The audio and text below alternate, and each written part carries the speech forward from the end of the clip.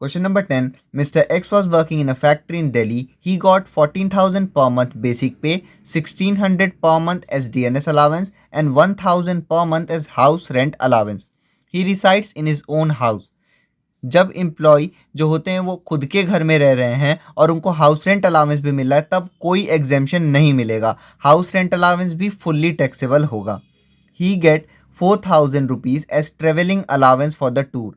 Tour लिखा है तो हम उसको ऑफिशियल टूर मानते हैं और ये पूरा एग्जेम्प्ट हो जाएगा पैसा, क्योंकि हम मानते हैं कि ये पूरा पैसा ट्रेवल पे खर्च हो चुका है. He retired on 1 January 2022 and got 1,60,000 as gratuity and rupees 2 lakh as accumulated balance in the unrecognized provident fund. 1 January 2022 को वो रिटायर हो गए हैं. 1,60,000 ग्रेचुइटी मिला है. ग्रेचुइटी में अभी आगे शायद मेंशन होगा कि वो कवर्ड पे है कि नॉन कवर्ड पे है, उसके अकॉर्डिंग कैलकुलेशन होगा. और 2 लाख रुपए जो अनरिकग्नाइज प्रोविडेंट फंड पे मिले हैं, तो अनरिकग्नाइज प्रोविडेंट फंड के केस में जब रिटायरमेंट के समय पैसा मिलता है तो उसका हाफ अमाउंट टैक्सेबल हो जाता है. जैसे 2 लाख है यहाँ पे, तो half amount 1 lakh rupees taxable.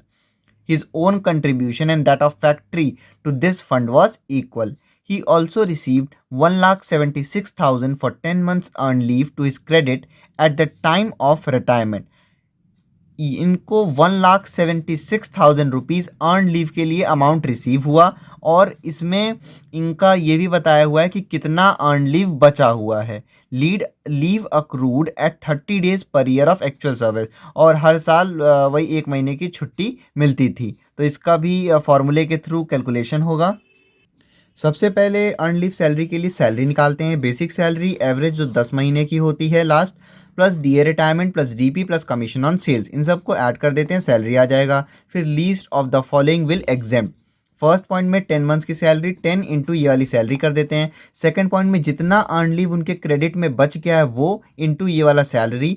Third point में एक्चुअल अमाउंट रिसीव्ड और फोर्थ पॉइंट में मैक्सिमम लिमिट. इन चारों में से जो भी लीस्ट होगा वो एग्जेम्प्ट हो जाएगा. और फिर टैक्सेबल अमाउंट जो एक्चुअल अमाउंट है और इन चारों में से जो भी लीस्ट है उसको माइनस कर देंगे, आ जाएगा टैक्सेबल अर्न लीव का value. He was allowed to get pension of rupees 4,000 per month, 3/4 of which was commuted for rupees 2,40,000 rupees. अब पिछले क्वेश्चन में जैसा था कि पेंशन और कम्यूट जो हुआ था पेंशन, वो रिटायरमेंट के 1-2 महीने बाद हुआ था. यहाँ पे कोई डेट नहीं मेंशन है, इसलिए हम मानेंगे कि जिस दिन वो रिटायर हुए हैं यानी कि 1 जनवरी 2022 को, उसी दिन उन्होंने अपनी 3/4 पेंशन जो है वो कम्यूट करा ली. तो कितना उन्होंने नहीं कम्यूट कराया होगा, तो 1 - 3/4 कर लेंगे, तो 1 - 3/4 कर लेंगे तो आ जाएगा 1/4. 1/4 उन्होंने नहीं कम्यूट कराया है. तो ये जो कम्यूटेड पेंशन है 2,40,000, इसका तो कैलकुलेशन होगा. इस क्वेश्चन में पेंशन प्लस ग्रेचुइटी दोनों है तो उसके अकॉर्डिंग होगा. और पेंशन जो है तो ये 3/4 कम्यूट हुआ है तो केवल 1/4 मंथली पेंशन मिला होगा. तो 4,000 इंटू 1/4, और कितने महीने के लिए मिला होगा, तो जनवरी में रिटायर हुए 1 जनवरी को, तो जनवरी फरवरी मार्च 3 महीने का इनको 4,000 इंटू 1/4 इंटू 3 पेंशन मिला होगा. He commenced service of the factory on 1st of August 1985 and his average salary during the 10 months immediately preceding his retirement was 15,600 rupees. उन्होंने उस फैक्ट्री में सर्विस स्टार्ट की है 1 अगस्त 1985 को और उनकी जो एवरेज सैलरी है लास्ट 10 मंथ की रिटायरमेंट से पहले 15,600 है. अब जिस क्वेश्चन में लास्ट सैलरी मिली हो 10 मंथ की बताई हो तो हम मानेंगे वो ग्रेचुइटी नॉट कवर्ड वाला केस है. अगर 15 डेज की सैलरी की बात हो रही तो ग्रेचुइटी कवर्ड, लेकिन यहाँ पे 10 मंथ्स की एवरेज सैलरी की बात हो रही तो ग्रेचुइटी नॉट कवर्ड वाला फॉर्मूला लगेगा ग्रेचुइटी को कैलकुलेट करने के लिए. तो ग्रेचुइटी नॉट कवर्ड में सबसे पहले salary, basic salary average last 10 महीने की, plus DA retirement plus DP plus commission on sales. तो एवरेज लास्ट 10 महीने की सैलरी दे रखी है, डीए रिटायरमेंट भी एवरेज निकाल लेंगे, डीपी और कमीशन ऑन सेल्स भी निकाल लेंगे, ऐड कर देंगे, सैलरी आ जाएगी. फिर least of the following will exempt. Half into ये वाली salary into number of year of service, और राउंड ऑफ नहीं करेंगे ईयर ऑफ सर्विस को. Actual amount receive, third point में मैक्सिमम लिमिट 20 लाख रुपीज़. फिर इन तीनों में से जो भी लीस्ट होगा वो एग्जेम्प्ट, टैक्सेबल निकल जाएगा, एक्चुअल माइनस जो लीस्ट है. Compute the taxable income from salary of mister x for the assessment year 22-23. Solution देखते हैं टेन का. सबसे पहले format computation of taxable salary for the assessment year 2022-2023। First point हो जाएगा, इसमें दिया हुआ है बेसिक पे। तो हमको ध्यान रखना है ये रिटायर हो गए थे 1 जनवरी को, तो इनको जो सैलरी है वो केवल 9 महीने की मिली होगी। 14,000 इंटू 9, बाकी 3 महीने पेंशन। 14,000 इंटू 9 ये आ गया 1,26,000 रुपीज़। बेसिक पे के बाद डियरनेस अलावेंस दे रखा है 1,600 पर मंथ, तो ये भी 9 महीने के लिए मिलेगा। 1,600 इंटू 9, 14,400 रुपीज़। डियरनेस अलावेंस के बाद हाउस रेंट अलावेंस दिया है, तो यहाँ ये खुद के घर में रह रहे हैं तो फुल्ली टैक्सेबल होगा, तो 1,000 और ये भी 9 महीने के लिए। 1,000 इंटू 9 यानी कि 9,000 रुपीज़। हाउस रेंट अलावेंस के बाद ट्रेवलिंग अलावेंस फॉर टूर, तो ट्रेवलिंग अलावेंस फॉर टूर जो है वो एग्जेम्प्ट हो जाएगा।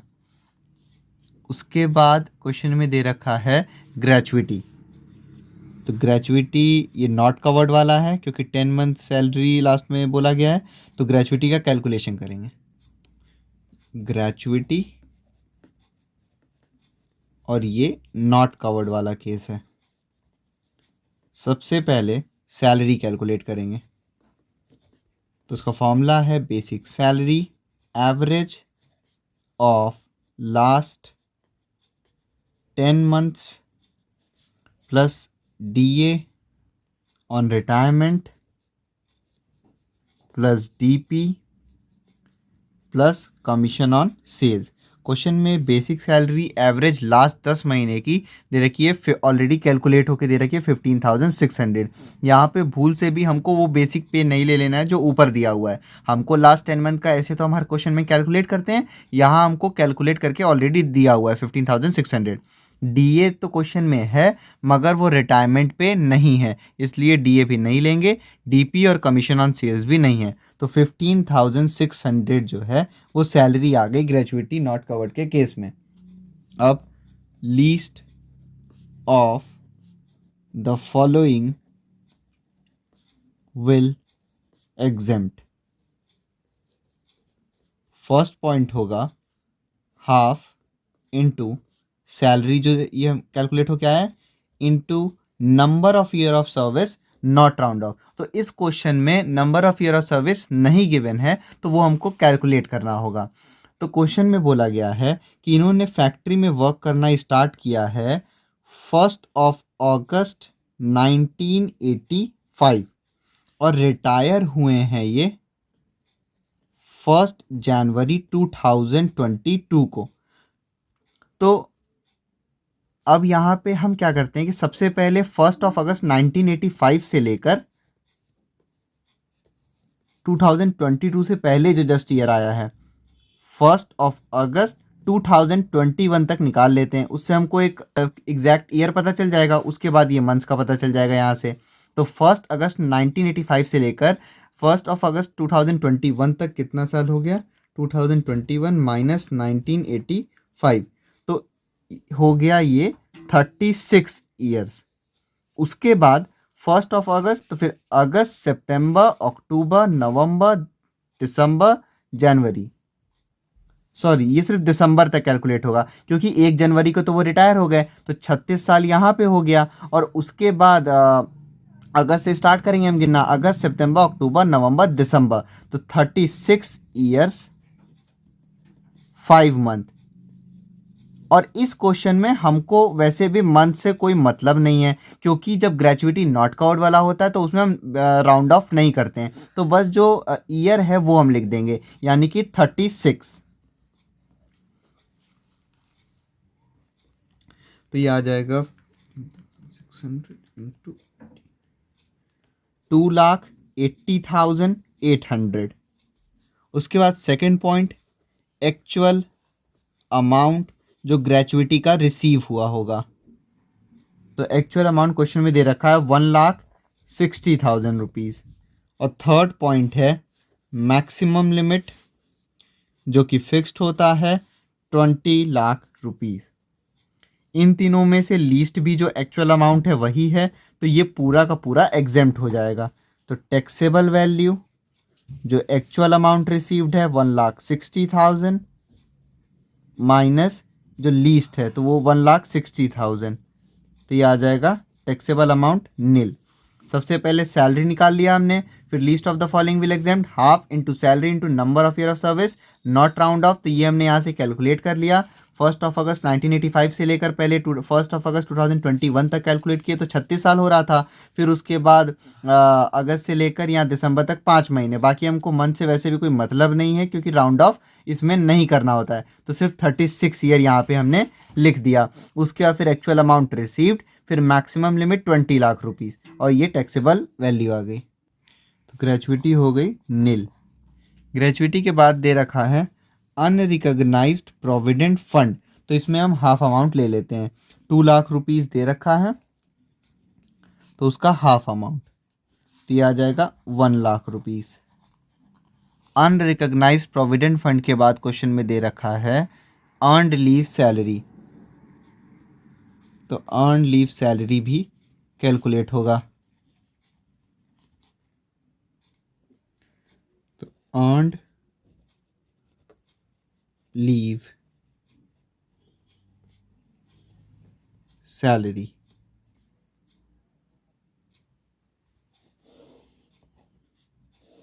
सबसे पहले अर्न लीव सैलरी में भी हम सैलरी कैलकुलेट करते हैं, जिसका फॉर्मूला होता है basic salary average of last 10 months plus DA on retirement plus DP plus commission on sales.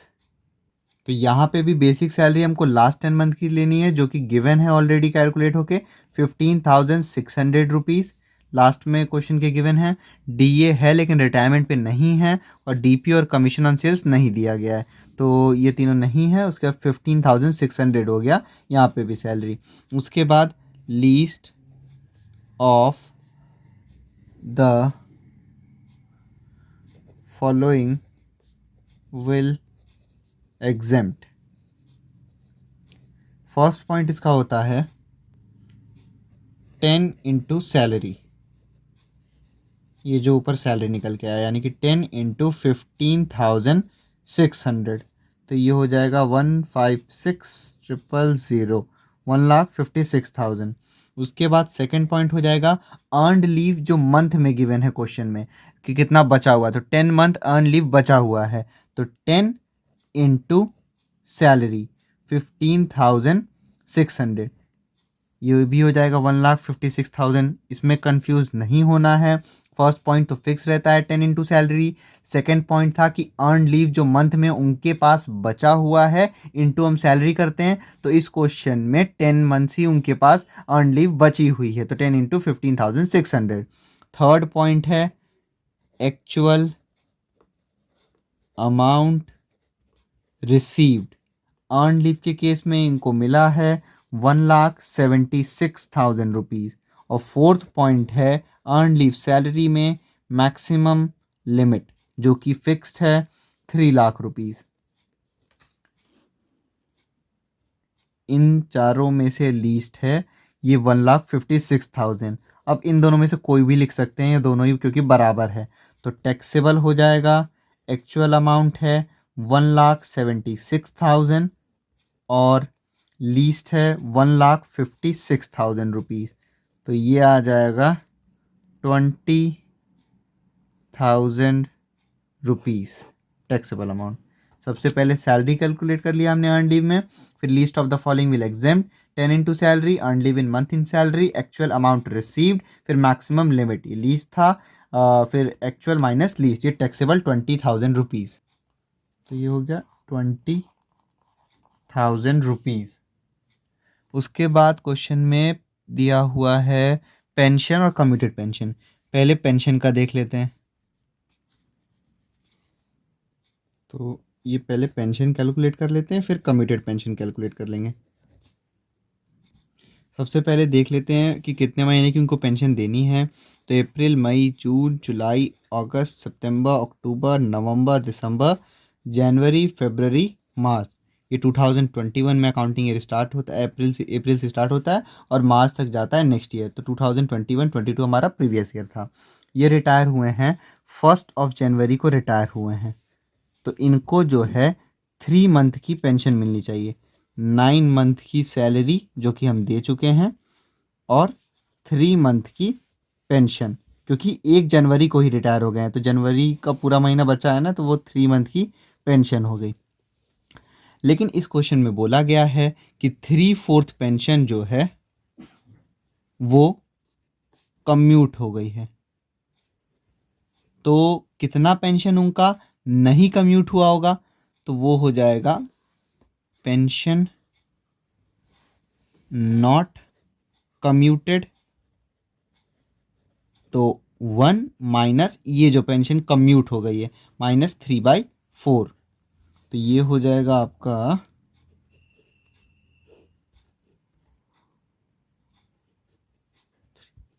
1/4 जो है पेंशन नहीं कम्यूट हुई है। 3/4 कम्यूट हो गई है, 1/4 नहीं कम्यूट हुई है।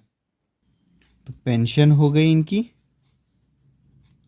और क्वेश्चन में नहीं बोला गया है कि कब की गई है कम्यूट, तो हम मानते हैं कि जिस दिन वो रिटायर हुए हैं उसी दिन कम्यूट हो गया है पेंशन। तो 1 जनवरी से ही इनको 1/4 पेंशन जो मंथली मिल रही होगी और 3/4 कम्यूट।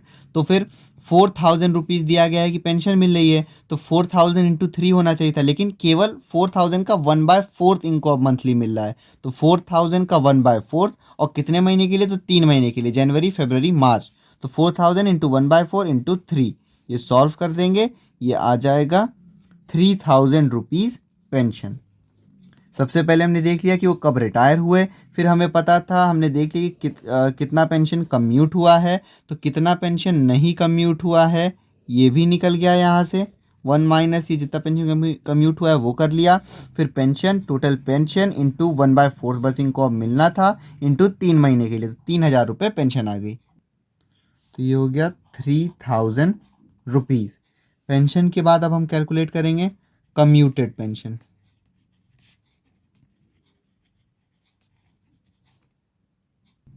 तो इस क्वेश्चन में पेंशन और ग्रेजुइटी दोनों मिला हुआ है, तो इसलिए commuted value of full pension पहले हम कैलकुलेट कर लेंगे, फिर उसका 1/3 पोर्शन एग्जेम्प्ट रहेगा। फिर जो एक्चुअल पेंशन कम्यूट हुआ होगा उसमें से ये जो एग्जेम्प्ट पोर्शन आ गया है वो कर देंगे, तो टैक्सेबल अमाउंट पता चल जाएगा। तो ये हो गया कम्यूटेड पेंशन, और ये पेंशन भी मिला हुआ है इस क्वेश्चन में और ग्रेजुइटी भी। जब सिर्फ पेंशन मिलता तो हाफ पोर्शन एग्जेम्प्ट होता, पेंशन प्लस ग्रेजुइटी है तो 1/3 पोर्शन।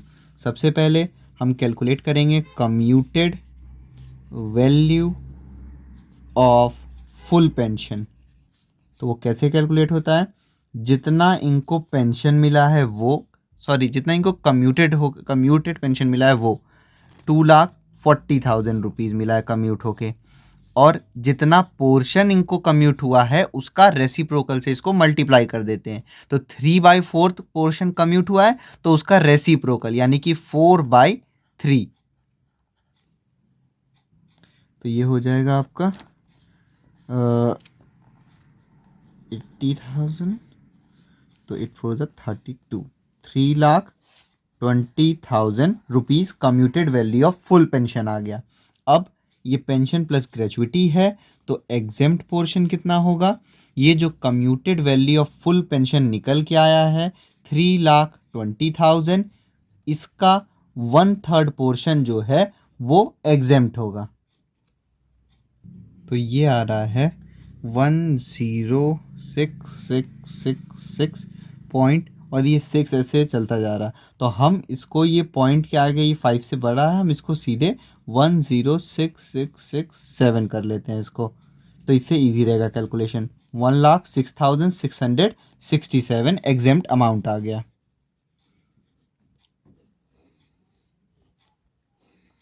उसके बाद टैक्सेबल निकालेंगे, तो टैक्सेबल का फॉर्मूला होता है जो एक्चुअल कम्यूटेड पेंशन हुआ है, ये नहीं, ये तो कम्यूटेड वैल्यू फुल पेंशन है, एक्चुअल वैल्यू है 2,40,000 रुपीज़ जो इनको मिली है, उसमें से हम माइनस करते हैं ये जो एग्जेम्प्ट पोर्शन है, माइनस 1,06,667, 1,33,333, ये टैक्सेबल अमाउंट आ गई कम्यूटेड पेंशन की।